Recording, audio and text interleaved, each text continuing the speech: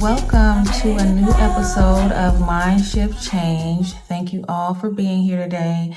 Today we are going to be discussing China's role and feelings about this war. Back to Victor. It's shocking for everyone in the world. It's shocking to Japan and ROK because they thought that the United States is invisible, they are impenetrable, and they have all the foolproof systems in the world, and they depend on the United States to save their own neck. The reality is just the opposite.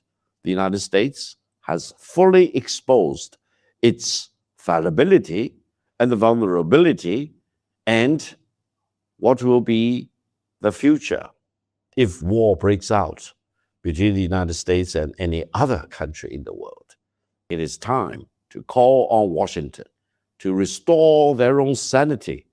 Don't use war as an instrument. It's not going to make America great again.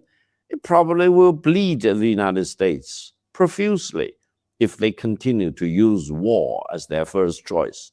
War, according to Chinese philosophy, allow me to mention, for thousands of years, we always believe war should always be the last resort. And any country, any political groups which thrive on shooting from their hips will eventually suffer the consequences. Containing the three major crises, the energy crisis, the economic crisis, and the financial crisis, which are brewing right now as we speak in the United States and in the world, from exploding into one of the most lethal and destructive crises in human history, I would call on President Trump to stop the war right away and to find a dignified way to stop the war and to make peace with Iran. Never dare to invade and launch a war of aggression against a country with more than 5,000, if not 6,000 years of history and civilization, a proud Muslim country, a proud Shiite Muslim country in the world. As much as I want to agree with Victor here about Trump bringing this to an end and making peace with Iran, peace with Iran was available before February 28th. At this point, Iran has demands. Iran is like, get your ass up out of here. Leave us be. Leave us alone. All of your bases over here in the Gulf, out. Out. Don't come back. I already bombed them. Don't come back. Ain't no rebuilding. Get your troops out of here. Out. Right? That's one demand. Two demands.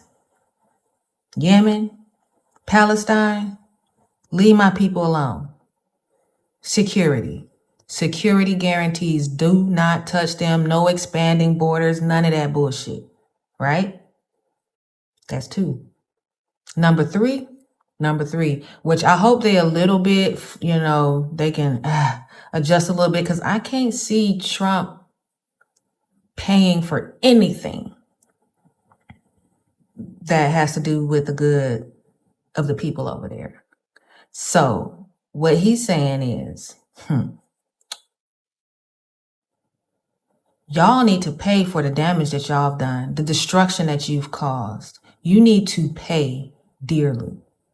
You and whoever supported you, whoever airspace you was flying in, whoever land you was launching missiles from, the UAE, all y'all figure it out, put y'all heads together. Y'all need to pay for the death and destruction that you caused in our country. Those are demands. That's not a ceasefire. That's not, okay, well, we'll stop dropping missiles. No, those are demands. Until you meet those demands, fuck you. And the horse that you rode in on. That's what Iran is saying. Because we told you. We warned you. And even though the first day of this mission, this excursion, and we got another video about that. But even on the first day, you killed over 150 school children. And we still didn't give you the business. They have practiced so much restraint during this war. You wonder, where does that come from? Again, that's their religion.